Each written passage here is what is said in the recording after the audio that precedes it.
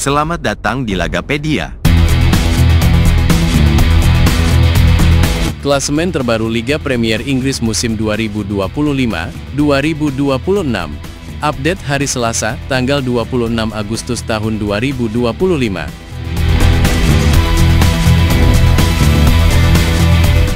Arsenal FC berhasil merangsek ke peringkat 1.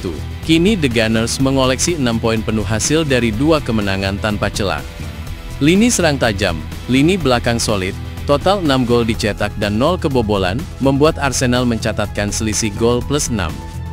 Laga terakhir pun gemilang, mereka menundukkan Leeds United dengan kemenangan meyakinkan 5-0.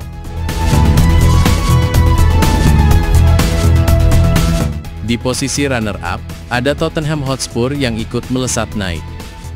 Spurs juga mengantongi 6 poin dari 2 laga, dengan catatan 5 gol memasukkan tanpa kebobolan.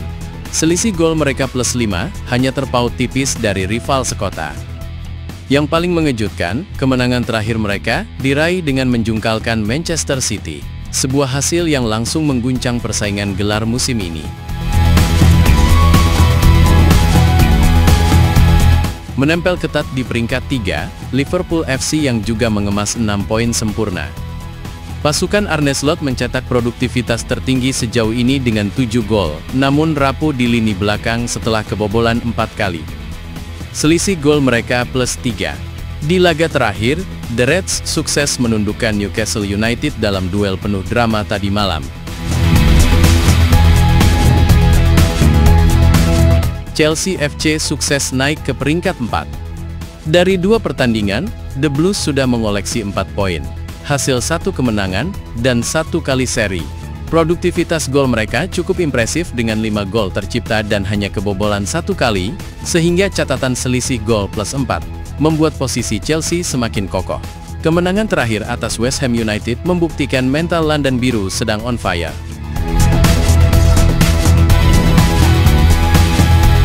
Nottingham Forest masih bertahan di posisi 5. Dari 2 laga, Forest juga meraih 4 poin dengan catatan 4 gol memasukkan dan 2 kebobolan. Selisih gol plus 2. Meski begitu, langkah mereka sedikit tersendat setelah hanya bermain imbang kontra Crystal Palace di pertandingan terakhir. Stabil, tapi mereka harus lebih tajam bila ingin menjaga posisi di papan atas. Sorotan utama jatuh pada Manchester City yang kini turun ke peringkat 6. Dari 2 pertandingan, The Citizens baru meraih 3 poin dengan catatan 1 kemenangan dan 1 kekalahan. Mereka sudah mencetak 4 gol dan kebobolan 2 kali, selisih gol plus 2. Kekalahan menyakitkan dari Tottenham Hotspur membuat City harus segera bangkit agar tidak tertinggal dalam perburuan gelar.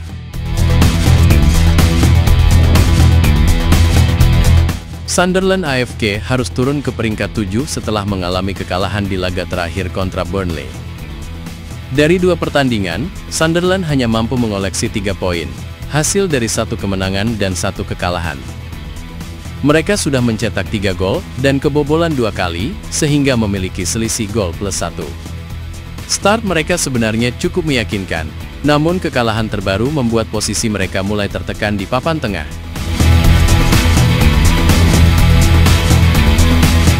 Everton FC justru naik ke peringkat 8.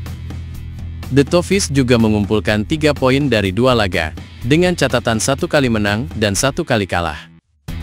Mereka sudah mencetak 2 gol dan baru kebobolan 1 kali, menghasilkan selisih gol plus 1. Pada pertandingan terakhir, Everton berhasil bangkit dengan kemenangan penting atas Brighton, yang sekaligus mengangkat moral tim asuhan David Moyes.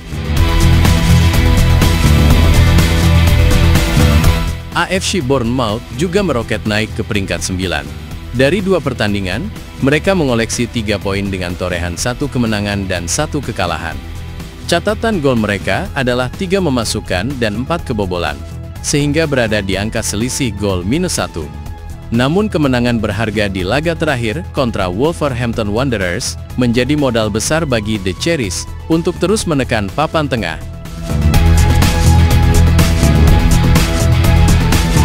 Brentford FC merangsek naik ke peringkat 10.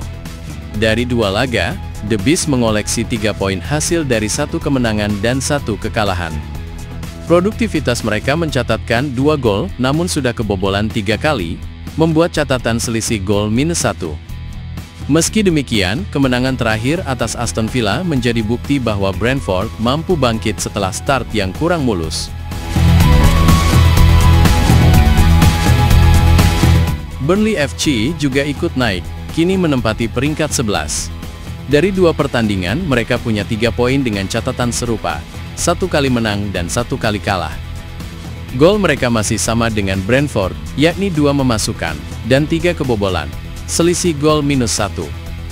Namun kemenangan penting atas Sunderland di laga terakhir membuat Burnley langsung terdongkrak posisinya dan menghidupkan optimisme fans Clarets.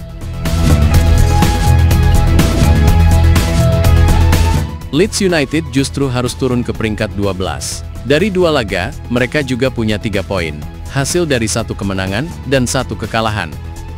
Hanya saja, rapor gol Leeds cukup mengkhawatirkan. Baru 1 kali mencetak gol, tetapi sudah kebobolan 5 kali, membuat catatan mereka terpuruk dengan selisih gol -4. Kekalahan dari Arsenal di laga terakhir, memperlihatkan bahwa lini belakang Leeds masih menjadi masalah serius. Fulham FC harus turun ke peringkat 13. Dari 2 pertandingan, The Cottagers baru mengoleksi 2 poin, hasil dari 2 kali imbang tanpa kemenangan maupun kekalahan. Produktivitas mereka mencatatkan 2 gol dan 2 kebobolan, sehingga memiliki selisih gol 0. Di laga terakhir, Fulham tampil cukup tangguh setelah menahan imbang Manchester United, namun catatan tanpa kemenangan masih jadi pekerjaan rumah besar bagi Marco Silva dan timnya. Crystal Palace juga turun ke peringkat 14. Sama seperti Fulham, Palace baru mengemas 2 poin dari 2 laga dengan catatan 2 kali imbang. Mereka baru mencetak 1 gol dan hanya kebobolan 1 kali, menghasilkan selisih gol 0.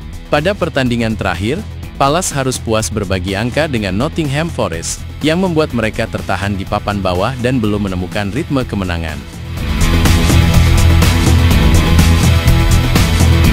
Newcastle United mengalami nasib lebih pahit setelah merosot ke peringkat 15. Dari 2 pertandingan, The Magpies baru mengumpulkan 1 poin, hasil dari 1 kali imbang, dan 1 kekalahan. Mereka sudah mencetak 2 gol, namun kebobolan 3 kali, membuat mereka berada di angka selisih gol -1. Kekalahan terakhir kontra sang juara bertahan Liverpool FC, jadi tamparan keras, sekaligus tanda bahwa perjalanan Newcastle musim ini tak akan mudah. Manchester United harus turun ke peringkat 16. Dari 2 pertandingan, Setan Merah baru mengoleksi 1 poin, hasil dari 1 kali seri dan 1 kali kalah. Produktivitas mereka masih minim, baru mencetak 1 gol, dan sudah kebobolan 2 kali, membuat catatan mereka berada di angka selisih gol -1. Pada laga terakhir, United hanya mampu bermain imbang kontra Fulham, sebuah hasil yang kembali memicu sorotan tajam terhadap performa Ruben Amorim dan pasukannya di awal musim ini. Aston Villa juga terjun ke peringkat 17. Dari 2 laga, Villa baru mencatatkan 1 poin, dengan rekor 1 kali imbang, dan 1 kali kalah. Mereka bahkan belum mencetak 1 pun gol, sementara sudah kebobolan 1 kali, menghasilkan selisih gol -1. Kekalahan terakhir dari Brentford menambah tekanan besar pada Unai Emery, yang dituntut segera membalikan keadaan, jika tak ingin Villa terus terpuruk. Brighton dan Hove Albion semakin terperosok, kini menempati peringkat 18 alias zona degradasi. Dari 2 pertandingan, The Seagulls juga hanya memiliki 1 poin dengan catatan 1 kali imbang, dan 1 kali kalah. Mereka sudah mencetak 1 gol namun kebobolan 3 kali, sehingga punya selisih gol -2. Kekalahan dari Everton di laga terakhir, membuat Brighton terpaksa mengawali musim ini dengan langkah berat. Wolverhampton Wanderers naik sedikit ke peringkat 19, meski ironisnya mereka tetap tanpa poin. Dari 2 pertandingan, Wolves menelan 2 kekalahan beruntun. Mereka belum mencetak 1 pun gol, sementara sudah kebobolan 5 kali, sehingga memiliki catatan buruk dengan selisih gol -5. Di laga terakhir, Wolves kembali terpukul usai kalah dari AFC Bournemouth, sebuah hasil yang membuat fans mulai khawatir dengan awal musim mereka.